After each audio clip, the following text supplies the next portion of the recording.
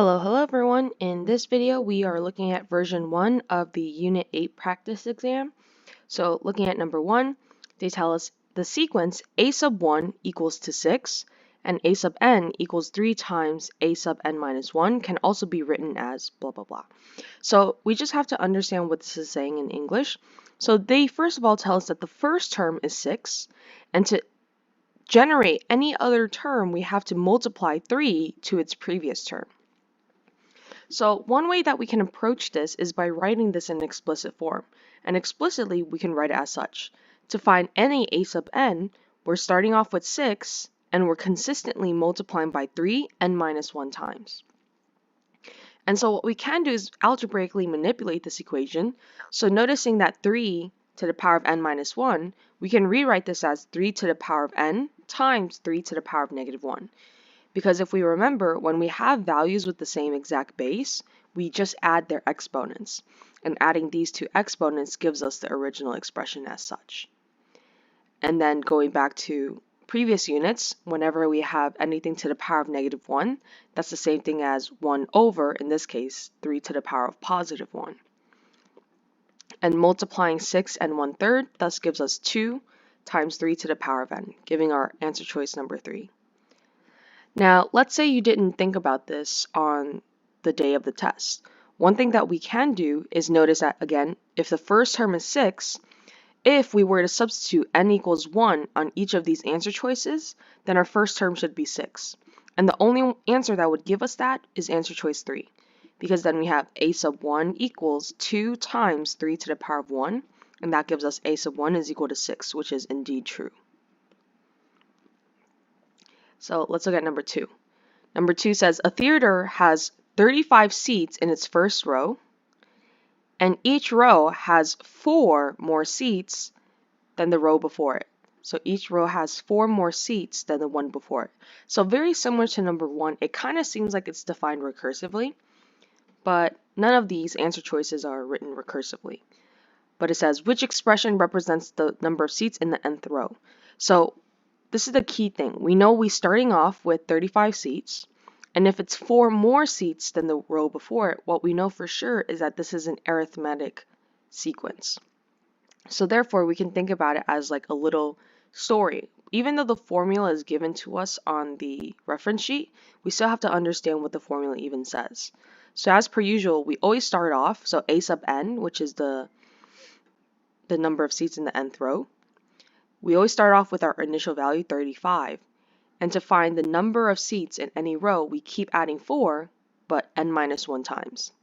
So with this in mind, now we want to check which of these answer choices look as such, and that would be answer choice number 4. So even though it's not written exactly the same way, it still means the same thing. Because on the reference sheet, they will describe they will write our arithmetic sequence formula as a sub n equals a sub 1 plus n minus, a sub n equals a sub 1 plus n minus 1 times d. While in class we've been talking about it as plus d times n minus 1. But we know that order of multiplication doesn't matter, so these two values are still the same. Let's look at number 3. Number 3 says, what is the common ratio of the geometric sequence? I don't know why it says sequences. Sequence whose first term is 27 and whose fourth term is 64. So with this information, we know that our first term, a sub 1, is 27, and we know that a sub 4 is 64. So we have to keep in mind geometric sequences all include common ratios, which means that our rule is by multiplication. So to approach this, we want to think about this as such. How do I get from 27 to 64? And in order to do that, we have to utilize division, since that is the inverse of multiplication. So we have 64 divided by 27. And then we want to think how many times is the common ratio applied to get from the first term to the fourth term. And so we would have to apply the common ratio, in this case, 3 times, or in other words, 4 minus 1 times. Because we would have to get to a sub 2, a sub 3, and then a sub 4. So that's 3 times that we're using the common ratio. So if you were to put this into the calculator, it's going to give us a really ugly value. So what I would recommend is just to keep it by itself. So therefore we have 64 over 27 equals r to the third power. Now in order to solve for the common ratio now, we have to take the cube root on both sides to eliminate that power of 3. And upon doing so, again, you're still going to get an ugly number on your calculator, but if you don't know what that turns into as a fraction, you can always press math and then the first option, which is frac, and that converts any decimal into a fraction unless it is an irrational value. So once we math frac our answer, that will give us r equals 4/3, and that's our answer choice right there. And so another way that we can do to check our answer is to multiply 27 by 4/3, by 4/3, by 4/3 3 times to ensure that we get 64. So now moving on to number 4. Number 4 says, which expression is equivalent to the sum of the sequence 6, 12, 20, and 30? So if we look at the sequence here, usually the first question we want to ask ourselves is it arithmetic or geometric? So if we try though, well, there doesn't exist a clear pattern. And if we look at all the answer choices, that's pretty much true as well, except for answer choice 3, because this is arithmetic. Arithmetic because here we see our rule is in the form of y equals mx plus b. So in this case, our rate of change or common difference would be 5. So automatically we can eliminate answer choice 3 because none of our values are increasing by 5. And so at this point, we're kind of forced to substitute in our lower bounds into each of the respective rules and then see what we get as a result. But to make it a little faster, we can type this into y equals in our graphing calculator and then get a table of values and then look at the table values that way.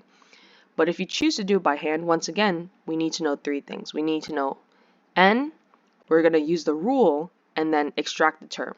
So in this case, our answer is going to be answer choice 4, and let me show y'all why. So if we follow what answer choice 4 says, it tells us our lower bound is 2, and our upper bound is 5, telling us that we're going to have to substitute values from 2 to 5. So 2, 3, 4, 5. And once we substitute those values into our rule, respectively, we're going to get our terms 6, 12, 20, and 30.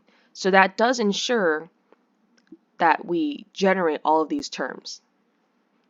And again, this is a summation, so it does verify that it is the sum of that sequence. So that's number 4. So moving on to number 5, it says write a recursive formula for 40, 30, 22.5 ... is. So automatically the first thing we need to remember is all recursive formulas follow the same structure of having 2 equations. We always have to define our first equation, not our first equation, our first term, and then we have to define what we do to the previous term. So automatically we can eliminate answer choice 1 and answer choice 3 because those are singular equations, because recursive formulas once again have 2 equations. Now if we look at our sequence, we have 40, 30, 22.5. So let's read what this first answer choice says. So in English, this is telling us our first term is 40. Yep, that's true. But now it says to find any other term, we need to take the previous term minus 10. Okay, let's try it. So I take the previous term minus 10, that gives us 30, that's true. But if I repeat this again, previous term minus 10, that doesn't give me my third term. Therefore, answer choice 2 is wrong. So if we look at answer choice 4, that's going to be quite similar. So we have first term is 40, and then it says to find any other term, we take the previous term and multiply by 3/4. So multiplying by 3/4 means, well, times 0.75, so that's true. And if we times 0.75 again, that's also true. So answer choice 4 is the way to go. Now, how do we generate this 3/4 without having to have an answer choice? So once again, we just have to remember to find any common ratio, we have to take any term and divide by its previous value. So in this case, that will be 30 over 40. And then once again, any term, divide by its previous value. That gives us 22.5 over 30. So once we check that on the graphing calculator, that thus gives us 3 over 4 as such. So that concludes page 1, so let's move on to page 2. Okay, so now looking at page 2, this says, given the series 9 plus 18 plus 36 plus dot dot dot dot dot, all the way to that really large number, which I'm not even going to bother reading. So they first tell us, write a series formula for the sum of the first s terms. Now, if we look at this type of series, the first question we want to ask ourselves is, well, does there exist any pattern? And if it does, what kind of series is this? So we see 9 to 18 to 36. So in this case, we can see, well, this is times 2. So times 2 times 2. So the moment that we see that our rule is multiplication, then what we know for sure is that it's geometric with a common ratio of 2. Because again, all geometric series or sequences follow the rule of multiplication. So when they say write a series formula for the first n terms, they're not asking for a specific value of n, but a generalization. So what we're going to do here is we're just going to use the formula that's given to us on the reference sheet. So we just have to write S of n equals. Now, for all series formulas, in this case for geometric, we have to identify key things. So aside from knowing the number of terms, we also need to know the common ratio, and in this case, the first term, which is 9. So that gives us our final formula. 9 minus 9 times 2 to the power of n, all over 1 minus 2. And that's the same thing as saying 9 times 1 minus 2 to the power of n, all over 1 minus 2. Now on the test, I really don't care which one you use because they're both technically equivalent. This is what we see on the reference sheet, and then this is the one that we use during class time. But both of them are still technically correct. Now part B says to find the sum of the series and round to the nearest hundredth if necessary. So to find the sum of the series, which is this entire expression here, well, the last thing we need to know is this value of n, which again is the number of terms. And so we don't really know what the number of terms is because this value is so large. What you can do on your calculator is keep multiplying by 2 until you get that really large value, but it's not time efficient and it's not quite worth it. So I'm going to show you one way of doing it, and I'll verbally describe how to do it another way. So over here we have a geometric series. So what we can do is create a formula or write an explicit formula to find the nth term, because we know that every single term inside this geometric series follows the same structure, which in other words is we start off with 9 and we keep multiplying by 2 n minus 1 times. So the key things we need to know for this series formula is as such. We need to know the first term, the common ratio, and the number of terms. And two things we already know, the first term and the common ratio. So once again, we need to find the value of n. So what we're going to do is we're going to use the last term to find the total number of terms. So if this formula is used to generate any term within the geometric series, then we can write this as, okay, I'm not going to write that number, but the super big number equals 9 times 2 to the power of n minus 1. So what this allows us to do is to find what n is that would make this really large value. So the first thing we're going to do to solve for n is to divide both sides by 9. And once we do that, that gives us that super big number equals 2 to the power of n minus 1.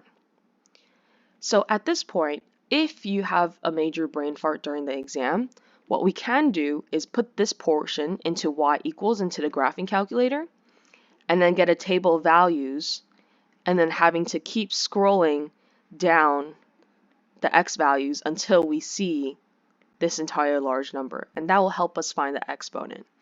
Or another thing that we can do is realize that this looks quite similar to something we learned about a couple units ago, which is to use log. So again, we have to remember that log is log base answer equals exponent. So with that in mind, our base in this case is 2. Our answer is this large value, while our exponent is 2 minus 1. So that gives us log base 2 of blah, blah, blah, blah, blah equals n minus 1. And now at this point, we can see that n, which is the variable we're trying to solve for, is perfectly isolated. So now we can type this into the calculator, and then once again, if you don't know how to do that, you go to math and then scroll down to log base and type that in. If you have an older calculator, then you would have to do something differently, or in other words, just press regular log, type this value in, divided by log of 2.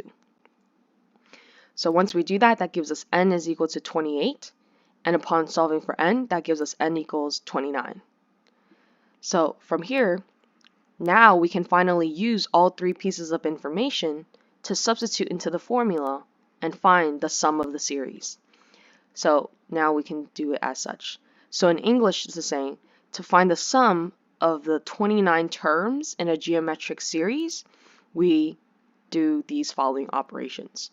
And so what I would recommend is on the test is either type this in one by one, solve the numerator first and then the denominator, or if you choose to type it in all at once, you have to remember to put in parentheses on the numerators and denominators. So that gives us, in this case, our final answer, 48318388199. So that concludes number 6. All right, now looking at number 7. So number 7 says, in an arithmetic sequence, the 8th term is negative 26 and the 23rd term is negative 132. Write an explicit and recursive formula for a sub n, the nth term of the sequence. So key thing, they tell us that this is an arithmetic sequence. So what we know for sure is that there must exist a common difference, because all arithmetic sequences, their rule goes by addition or subtraction. So here we know our 8th term, a sub 8, is negative 26, and our 23rd term is negative 130. So from here, we can use these two pieces of information to find, number 1, the common difference, as well as the first term, because that's the things that we need in order to write an explicit and recursive formula. So if we remember, all arithmetic sequences follow the pattern of addition or subtraction. So with that in mind, what we can do to find the common difference is essentially use the slope formula.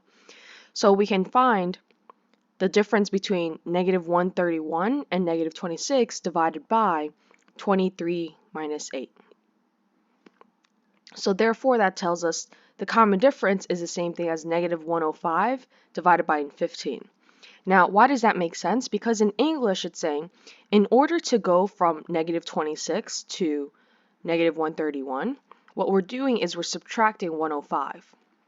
But because we're utilizing the common difference, we're utilizing the common difference 15 times in order to get to the 23rd term from a sub 8.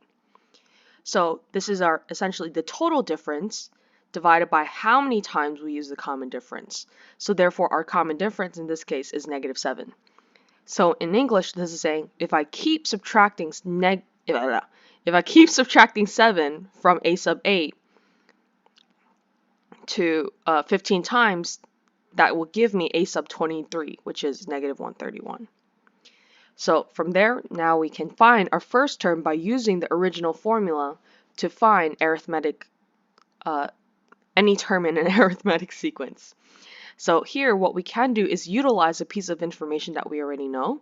So we already know a sub 8, so we can do a sub 8 equals, we don't know a sub 1, but now we do know the common difference is negative 7. So we have negative 7 times, and in this case, n is going to be 8. So we have 8 minus 1, thus giving us, and we again know a sub 8 is negative 26, so replacing that gives us negative 26 equals a sub 1 minus 7 times 7. And solving gives us a sub 1 equals 23. So again, logically speaking, this is saying to find the first term from the 8th term, we keep adding 7, but we add 7 times in order to get a sub 1. So now with those two pieces of information, our first term and our common difference, we can write our explicit formula first. So again, explicit formula is when we have one singular equation. So to find any value of a sub n, we always start off at the first term, 23, and we repeat our rule minus 7 and minus 1 times. Recursive again is two parts. First part where we have to define the first term, so a sub 1 is 23. And then the second part, we have to describe how to find a sub n using its previous term. So using its previous term, we take our previous term, a sub n minus 1, and then we just keep subtracting 7. And that's our final answer for number 7. Okay, let's look at number 8. So number 8 says evaluate the summation. So again, when we see anything like this, it's saying we have to evaluate all the terms and then add it up at the very end. So our lower bound is 1 and our upper bound is 4, thus telling us that in total we're going to have 4 terms. And we're going to use the lower bound 1 and the upper bound to figure those out. So we have to find all values in between, 1, 2, 3, 4. And then we're going to substitute these values then into our rule, which is displayed right here. So upon substitution, we have to remember that when it comes to these sort of situations, we cannot distribute the exponents since that's just not mathematically correct. So from here, what we're going to do is multiply it out. So therefore, our first term is going to be x squared minus 2x plus 1. Our second one would be x squared minus 4x plus 4, x squared minus 6x plus 9, and lastly, x squared minus 8x plus 16. And so when they say to find the summation, that means just to find the sum of all 4 of these terms. So adding straight down, thus gives us our final answer, 4x squared minus 20x plus 30. And that is it. So moving on to number 9. Number 9, we have a tree farm initially has 9,000 trees. So we know that that's our starting value. And they tell us that each year, 10% of the trees are harvested, and then 800 seedlings are planted. So they ask us to write a recursive rule for the number of trees on the farm after n years. So this is the test to see if we know whether to start off with a sub 0 or a sub 1. So if it says after n years, we have to think about what everything means. So if we use a sub 0, that means after 0 years, that's however many trees there are. And then a sub 1 means after 1 year, that's however many trees there are. So we know that we start off with 9,000 trees, and then afterwards they start harvesting trees and then planting more trees. So with that in mind, we have to say that our a sub 0 is 9,000, because technically this is saying after 0 years, nothing has happened to the number of trees yet. So that's why our initial value is a sub 0 instead of a sub 1. And then from there, to write a recursive rule, again, remember we always have 2 parts, our first value and then what happens to the previous term. So to find a sub n, well, we first have to take 10%, we have to harvest 10% of the trees. So if we're taking away 10%, that in other words means that we're keeping 90%. So if we're keeping 90%, we have to say 0.9 times a sub n minus 1. So this is saying I'm keeping 90% of the previous year's trees. And then from there, if we're planting 800 more trees, that means that we're just adding 800 at the end. So once again, this is saying this shows the 10% harvesting of the trees because we're maintaining 90%, and then we're adding an additional 800. So from here it says find the number of trees on the farm after 3 years. So if it says after 3 years, our goal is to find a sub 3. So right now we know a sub 0 is 9,000. So to find a sub 1, we have to use substitution into our rule. So keep in mind, because this is recursive, we can't just jump into a sub 3. Because if we were to try to, we have a sub 3 equals 0.9 times a sub 3 minus 1 plus 800. Or in other words, a sub 3 equals 0.09 times a sub 2 plus 800. But we don't know the value of a sub 2, and that's the difference between explicit and recursive. Recursive forces us to utilize the previous term always. So to find a sub 3, we need to know a sub 1 and a sub 2 before we can find a sub 3. So a sub 1 equals, and then we're just going to follow our formula here. So in English, this is just saying 0.9 times the previous term plus 800. So we have 0.9, and the previous term is 9,000 plus 800. Yeah, so once we put that in the calculator, this is what we get. We get 8,900 trees. So after 1 year, we're going to have 8,900 trees. Now to find a sub 2, same idea. We have 0.9 times the previous term, and in this case our previous term is now 8,900 plus 800, thus giving us 8,810. And then our last move, we have 0.9 times the previous term, 8,810 plus 800, giving us our final answer of 8,729 trees. Moving on to number 10, we have Rowan is training to run a race.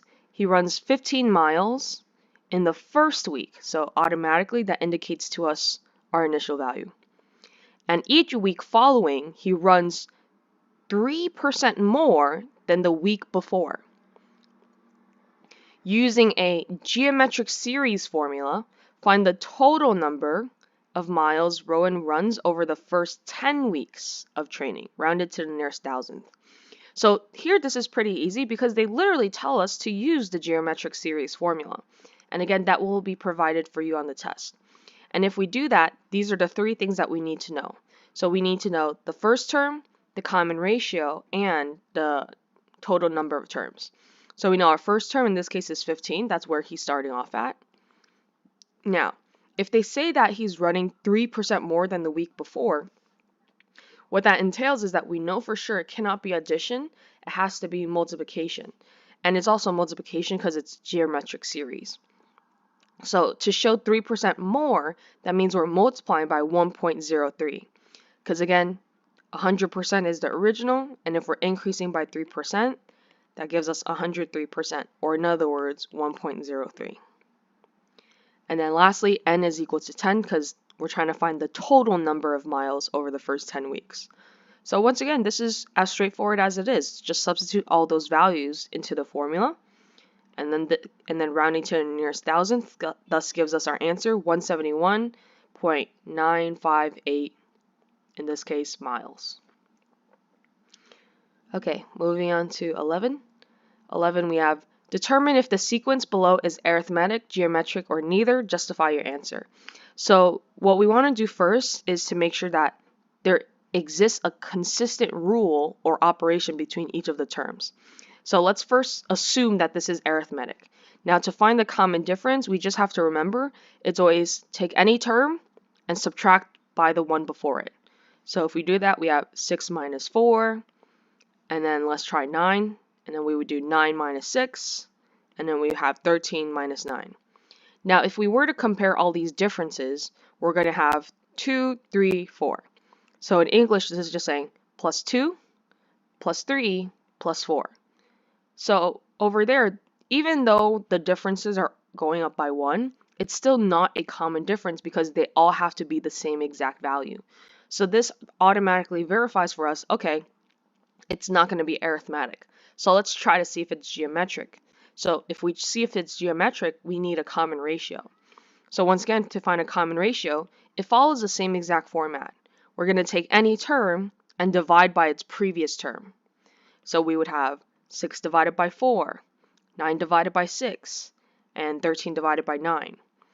And so what we can do is put this into the calculator and see if these fractions equal to each other. And again, the moment that one of them is different, it no longer is a common ratio anymore.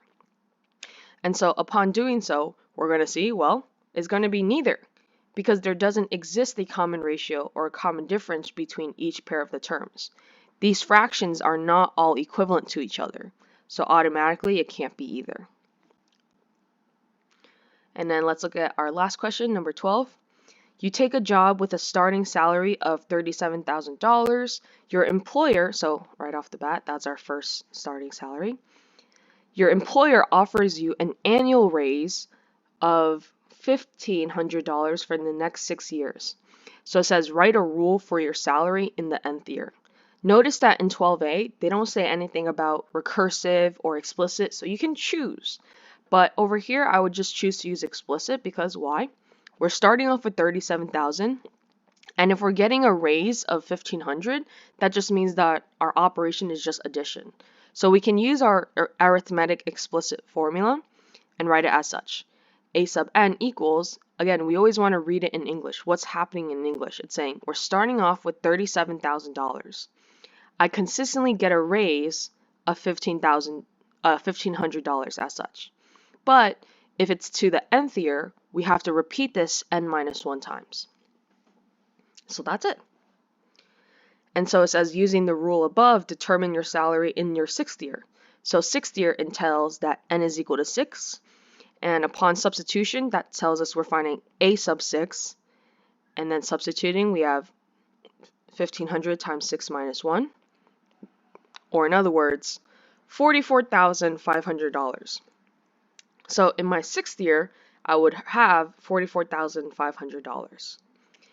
Now for 12C, it says, using a formula, determine your total earnings in 6 years.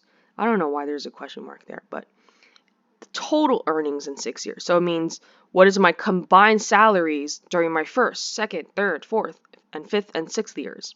So in this case, we can no longer use this explicit rule because we're trying to find the total earnings. So what we need to find or use is a series formula. So again, this is the one formula that will not be given to you on the test, arithmetic series formula. So we just have to remember how it goes. Now, if you want to memorize it, that's up to you. But if you remember from class, we can think about it as that story with Gauss and adding the first 100 numbers. Like, how did we do that?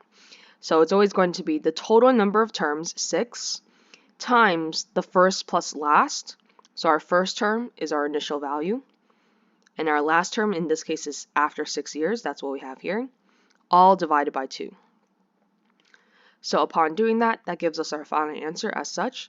So in English, what that means is that all my years of working from year 1 to year 6, in total, I have made $244,500.